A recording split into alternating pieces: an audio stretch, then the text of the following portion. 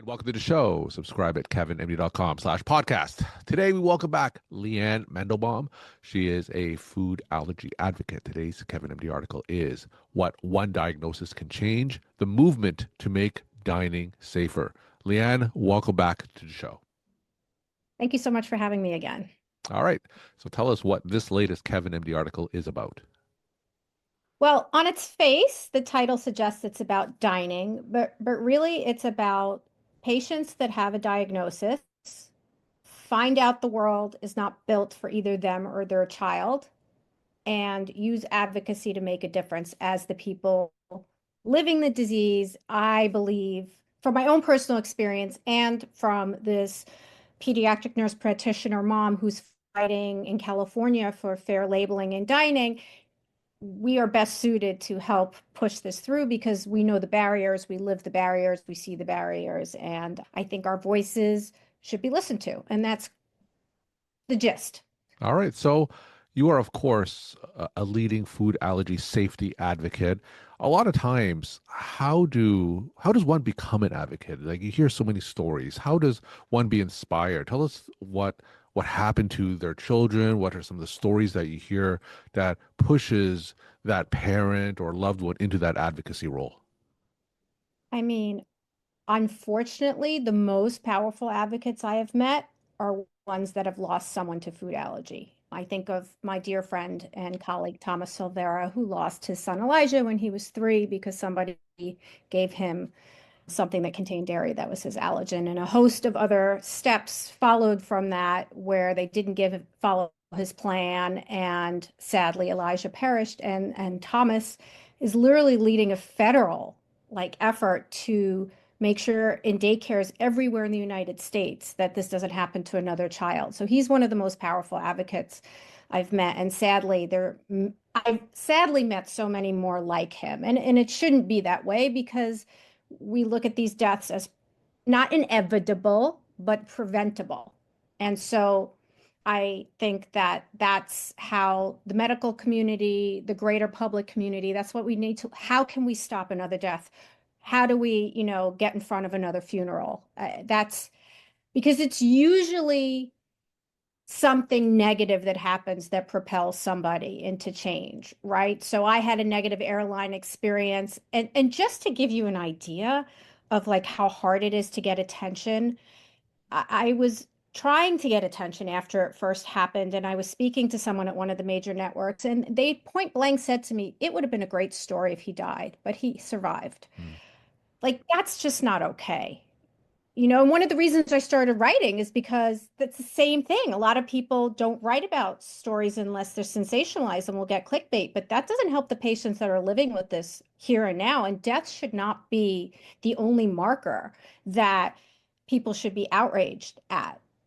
So, myself, Robin, who I write about in this piece, who's advocating for safer dining in California, we want to make the world better and safer for our children and for adults living with food allergies.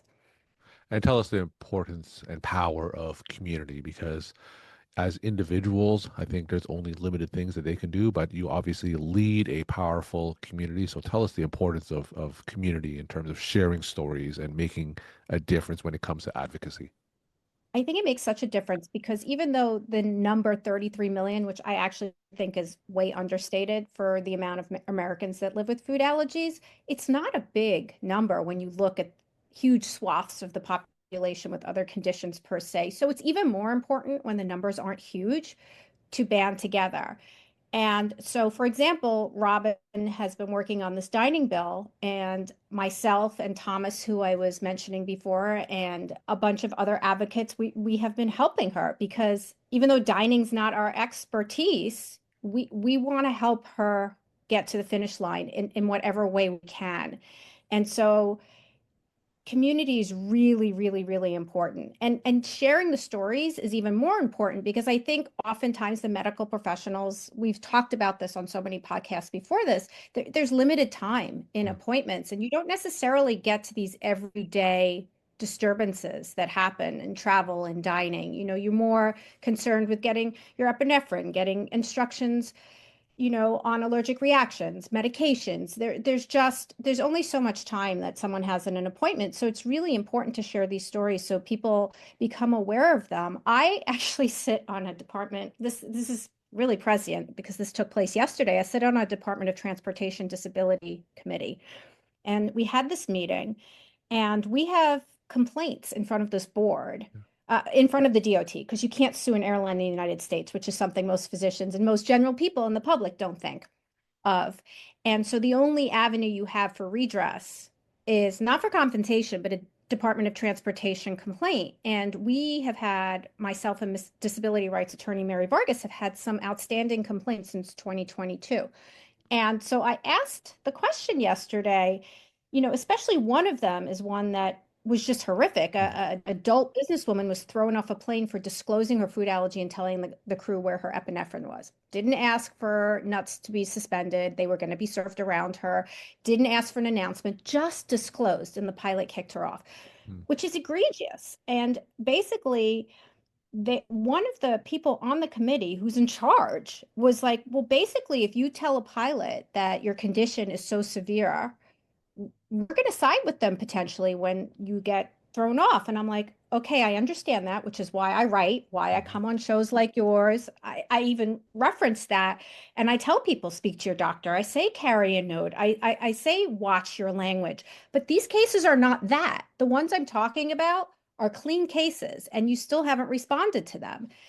And I felt like the person's response was someone who worked for an airline, which is so disheartening. Yeah. And so, yes, we have to keep sharing the stories in different avenues. We can't necessarily rely on government to do the right thing just because it's the right thing. And I got the sense, because this was a general disability meeting, that people just don't consider food allergies a real disability. And we see this time and time again with the jokes, right, in the Yeah. general Yeah. public.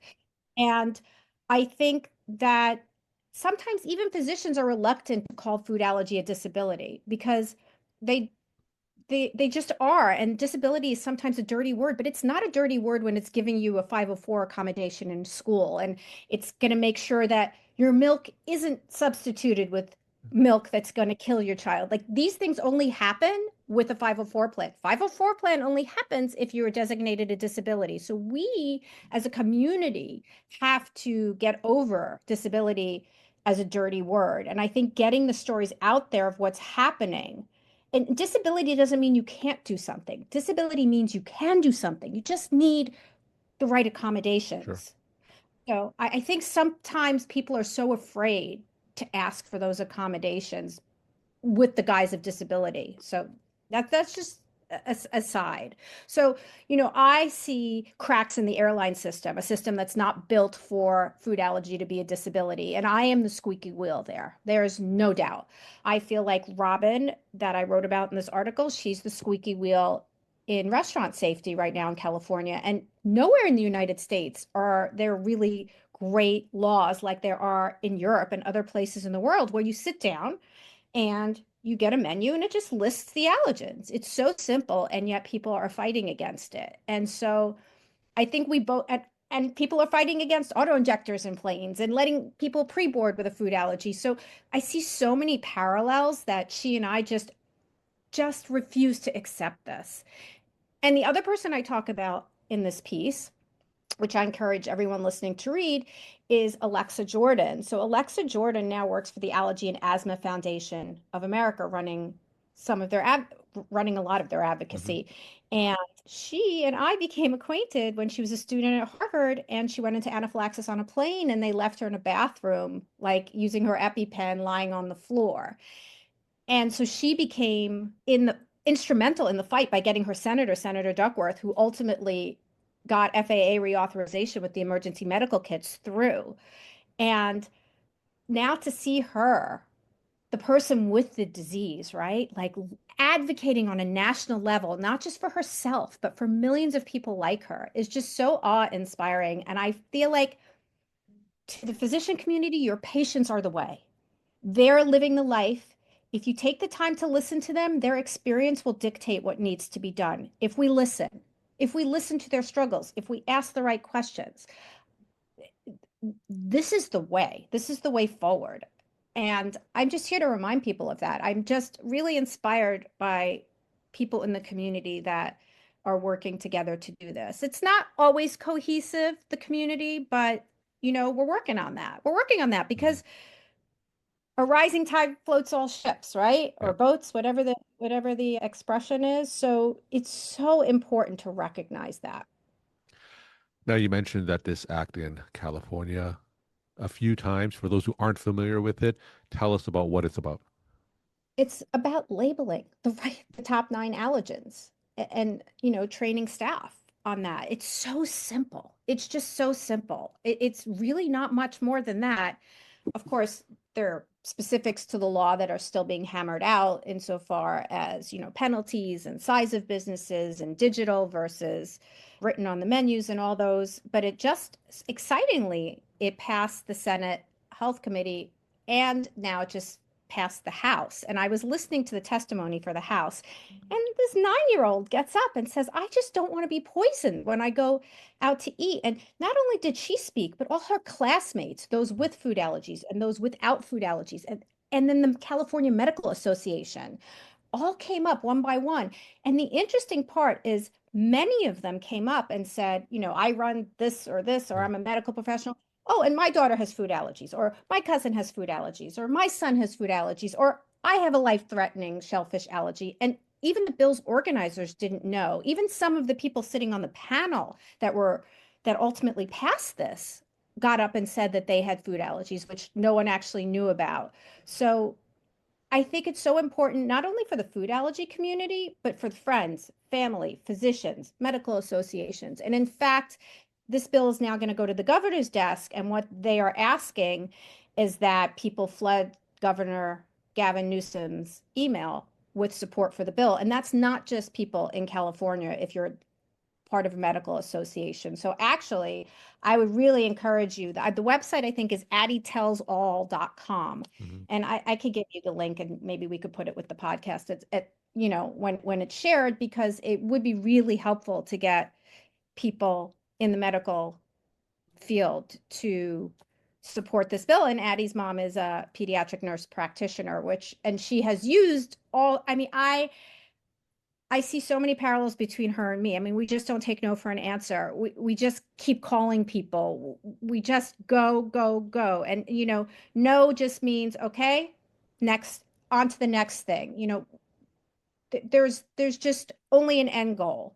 So some people may see us as a little aggressive, but, that's how it gets done. Mhm. That's how change happens. So one of the things that you wrote about regarding this specific act was kind of reframing it, right? Reframing it to a business opportunity. So tell us about how advocates have to, kind of change perspective in order to influence and sway minds. Yeah, I think a lot of times we focus on the negative, and it's really easy to do that. I mean, there are deaths, there are tragedies, there are people thrown off planes, for example, there are people who have severe reactions in restaurants. But if we flip the narrative and we look at the data, oftentimes it's the person with the food allergy that determines where you're going to dine or what airline you're going to fly, right? And so it could be 20 people in your immediate family. You could be going on a trip. You could be going out for a special occasion. It could be a sports team that's going out to dine or travel. And often the person with the food allergy has what we call the silent veto vote. So if Mhm. it's not safe for them, maybe you'll make another choice. Maybe it'll be a little more expensive. Maybe it'll be the same price, but you're still going to choose where the food allergy is respected. And insofar as dining, and even flying, actually, now that I'm thinking about it, sometimes those people are not dining at all. Yeah. And so the economic potential of having fair policies, having transparency, having safety not be left up to chance, but be required, whether it's on the ground or in the air, that could make the choice of an entire family instead of having this special meal at home going out to their local restaurant because there's a menu that has all the allergens listed. It doesn't take away the fact that you still have to have the conversation with the human being that is there because obviously there is human error, mistakes happen, changes of ingredients happen, menus happen. So, a lot of times, whether it's the California Restaurant Association or the airline industry, when they say they don't want to make an announcement on a plane, they feel like they're giving us a false sense of security. There's no false sense of security with a food allergy. You know, you still have to have that conversation. You know, even if someone does make an announcement, you have to clean your seat and your seat area. You know, it's just the way of the world. We're just asking for some risk mitigation strategies, whether again on the ground or in the air. So I think that if we flip the narrative and we say, look, there are going to be more people dining in your restaurant. If I look at your restaurant and someone else's restaurant and you have clear labeling, I'm going to bring my whole family, or I'm not going to eat at home. And that's a huge potential profit margin. Now, one of the other things you talk about in your piece was the concept of shared responsibility, encouraging friends, family, and colleagues of food allergic individuals to be better allies. So, how does one go about doing that? I found that out many years ago when I had a bad airline experience, which wasn't bad enough to prompt me to form what I did, but where a flight attendant said to me, well, good luck. Josh and I had been upgraded. And she said, well, good luck. We served peanuts on the last flight. There's crumbs everywhere, and I'm serving them to everyone around you anyway. And everyone in that first class cabin stood up and said, we don't want the nuts. Please don't serve the nuts. If every person could be like that, yet there was just a video of that went viral on TikTok for someone asking for an announcement. He got it from the crew, but the reaction from social media and the crew, not the crew, and some of the passengers was like, I want my peanuts with my gin and tonic. Like, that's so selfish. I'm cracking up my M&Ms. Like, this is what I bought for the flight. The person can go sit in the toilet for the flight. So, it does mean so much. Like, cruelty is a choice, but so is kindness. So is empathy. So is compassion. So is standing up for someone. So, yeah, if you hear that announcement on a plane, stick up for that person. Say you don't want the nuts around them, even if the airline's not complying. If you're out at a restaurant and someone's getting a hard time from a server and they're your friend or your colleague or your kid's friend and they're not being transparent about ingredients, like just say it's not a joke. Like this is, life and death. This is not something that's optional. It's not a choice. I Mhm. think a lot of people think food allergies are a choice. And if you don't know that much about food allergies, ask your friend or colleague or person that you're with. I'm sure they will be able to enlighten you, give you facts. You might be surprised that you don't understand it's not a runny nose, which I've had so many people in the airline industry come up to me and say that they didn't realize until they heard me speak that this is something that could actually lead to a fatality. And again, we don't want fatalities. I would just say support your patients, support your colleagues, support your friends, support. Oftentimes, the kids in school are more empathetic than the parents. Like they don't want to bring in a Mhm. sandwich that's going to hurt their friend, but the parent is like, this is what my child's right to eat. That happens a lot. And if your children think it's funny to like throw peanuts at someone, as happened to us, as happened to someone I know in Texas, where a football player was his locker was covered in peanuts and he had hives and he had to transfer out. The school rewarded this child. They didn't punish him and he still got recruited. Like we still have a long way in going and changing again that food allergy is not the Rodney Dangerfield of disease. It's real. It can kill people. It has killed people. There was just sadly and now that we're talking about labeling, but it's not a restaurant, a few weeks ago, there was a young man who graduated college, so made it through 4 years of college in Rhode Island, and by mistake ate a candy bar that said may contain, not listed in the ingredients. It just had a may contain warning, and he died. And he had Mhm. 3 EpiPens used.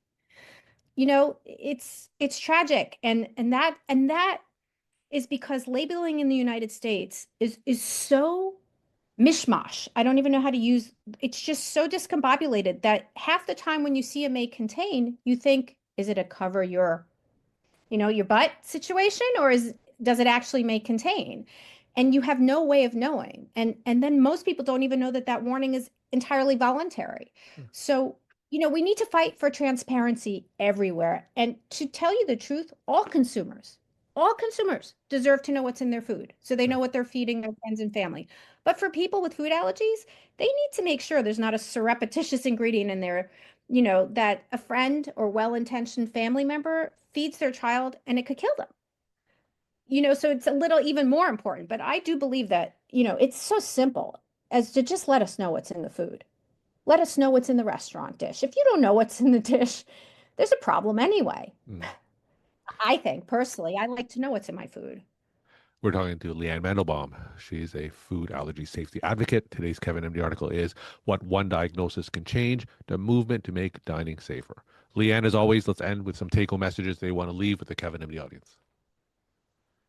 I think I want people to turn on their listening skills and listen to people who either live with this disease or have a loved one with this disease because they're the ones that are living in a world that was not set up for them.